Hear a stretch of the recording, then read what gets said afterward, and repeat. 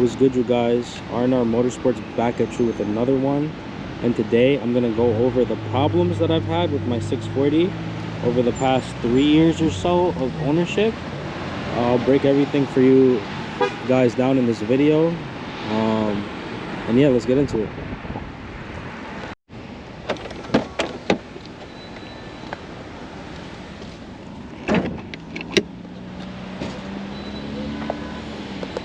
So the first thing that I noticed that started to go wrong on the car was this belt tensioner right here. I don't know if you guys can see it. It's a little hot, but look, the belt tensioner right there. It started to have a little bit of a play slash rattle whenever I started the car. The belt itself looked fine, but I decided to do the whole belt tensioner kit from FCP Euro. So I replaced both belt tensioners, the one on top and the one on the bottom, as well as the belt and all of the pulleys. That was just for peace of mind, just because I saw the belt had rattle in it. The next thing that went wrong with my car would be this mass airflow pipe right here.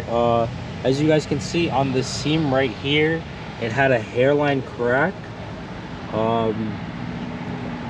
That wasn't too bad. I believe it was like $125 part or so, and it was just 2 clamps, and then it was 2 T30s on that sensor right there, and it was a easy swap. The belt tensioner kit, I paid somebody to do it. The kit, I believe at the time I bought it, was $215 or $225 on FCP Euro. Let's get into some other things that went wrong. So next we can move on to the front suspension of the car, where I had a couple issues. Before I lowered the car, I took the car to get an alignment, and that's when I realized the front tie rods were seized. So I replaced both tie rods, and after replacing both tie rods, I lowered the car, and then after I lowered the car, I got it aligned again, and that's when I noticed the front right axle boot was torn, which is basically like the plastic cover on the axle that holds in the fluid. So it was leaking a little bit of fluid and it was torn, so I replaced the boot, and I added a little bit of fluid to it. But eventually I'm gonna have to get new axles for the front, just because I'm lowered and it's extra. They get a lot more wear than they normally would. The next issue I was dealing with was a boost leak for the blow-off valve. You can't really see it from the top.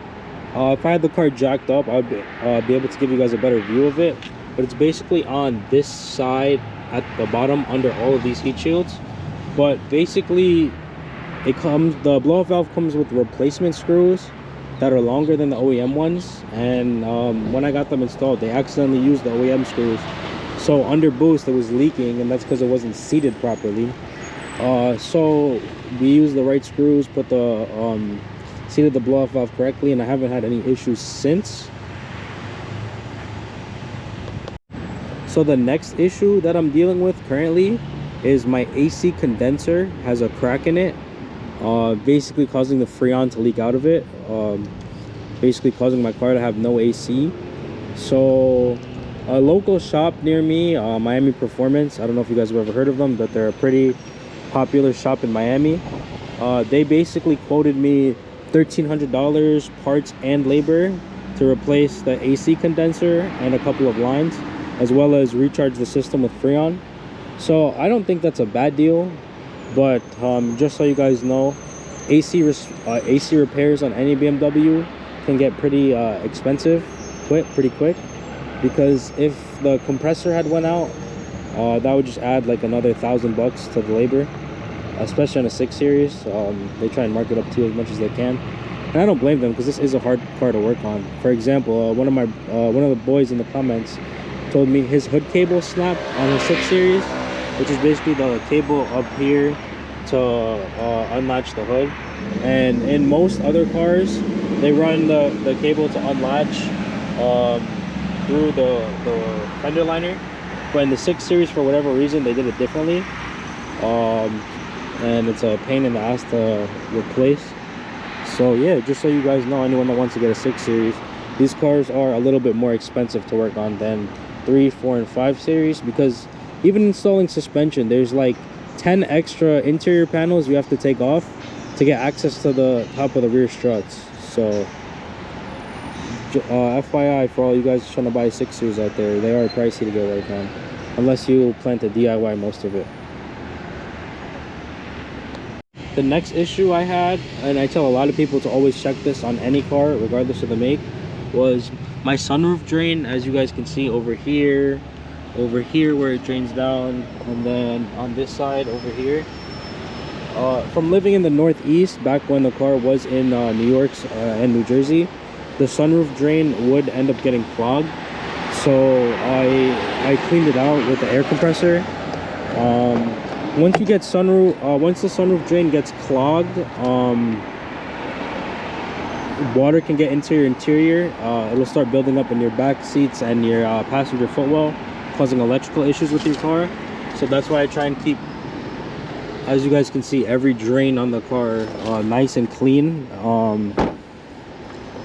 Just because Florida doesn't have as many leaves as the Northeast area, because there's more seasons up there. Obviously in Miami, it's just pretty much summer all the time.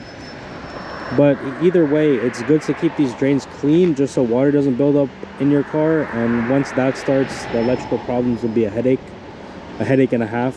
So just try and keep your sunroof drains clean so you guys don't have to encounter this.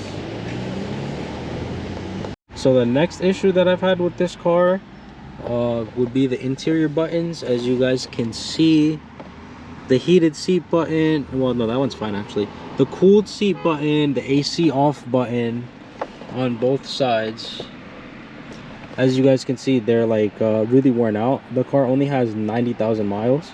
Obviously those AC buttons aren't the hardest in the world to repair. All you have to do is pop it out with a trim removal tool and get a new one. But for a car with only like 90,000 miles, this car has like 92,000 miles, that's kind of unacceptable. The newer BMW buttons seem like they're better quality, especially like the G series with the screen, because the buttons look like they're metal. But yeah, for a $110,000 car MSRP, you do not expect the buttons to go bad so fast. But it's a common issue with pretty much every car of this era. As you guys can see, my dash cam just fell down. Need to get some new adhesive for it. But like I was saying, it's a problem for cars of this era. They use a lot of soft plastics. But yeah. So another issue that I had with the interior of this car was this car has heated and cooled seats. Look, I'll start the car and show it for you guys.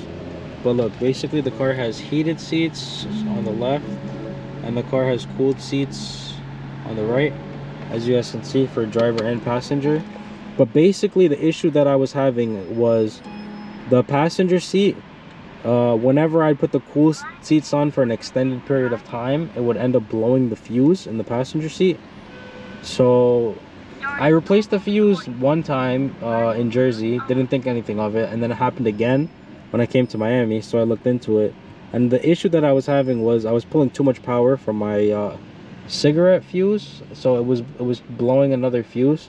So I just have to change the location of where I had the dash cam hardwired to, pretty much a different 5-volt fuse. And ever since I did that, the car's been fine, hasn't blown a fuse. But yeah, that was pretty annoying to deal with, because when this fuse would blow, the passenger seat would have no adjustment at all, and it was pretty fucking annoying. So the passenger seat would just get stuck in one position, and you couldn't move it forward, backward, and you couldn't adjust the back of it either. So that was a pretty annoying issue to deal with. And yeah, this aside from those things I just named, everything else that I've done to the car has been preventative maintenance or just regular maintenance. Like I did the brake pads and rotors at 70,000 miles. I did a water pump and thermostat at 80,000 miles or 85,000 miles just for preventative. I wasn't having any issues. I flushed the brake fluid a couple of times. I upgraded to the S55 coils and the NGK one-step holder spark plugs, just because I'm running the MHD tune. And other than that, that's pretty much everything that I've done to this car. It's been pretty bulletproof. The one thing I must say is ever since I tuned it, I've definitely noticed a decrease in my gas mileage, but that can be attributed to the fact of the way I drive the car, because like, you know, you want to hear the burbles, you want to hear the blow off. So I'm definitely on the gas harder after I've went full bolt on and I've tuned it. So I guess that contributes to everything. But for all the nightmare stories that I've heard with the 650s and even like the early year M6s, where people have to do full engine rebuilds, both blown turbos because they're twin turbo cars, injector issues, that's 8 injectors because it's a V8. I know the 6 Series is a little less powerful than its V8 counterpart. It's like 400 horsepower tuned stage 2, whereas the V8 you can get, it's like 600, the M6 even like 800 downpipe in a tune. But for the reliability aspect of this car, it's definitely worth it, and you get pretty much the same looks as the M6 because the bodies are the same. The M6 just has a more aggressive front bumper and the sound. But if you guys want a reliable daily with pretty much the same looks as the M6 and it's a lot cheaper running cost, I would definitely go with the 640. It's a hell of a car. So this is my ownership review / problems that I've had with my 640. I hope you guys enjoyed it, and I'll catch you guys in the next one. Peace.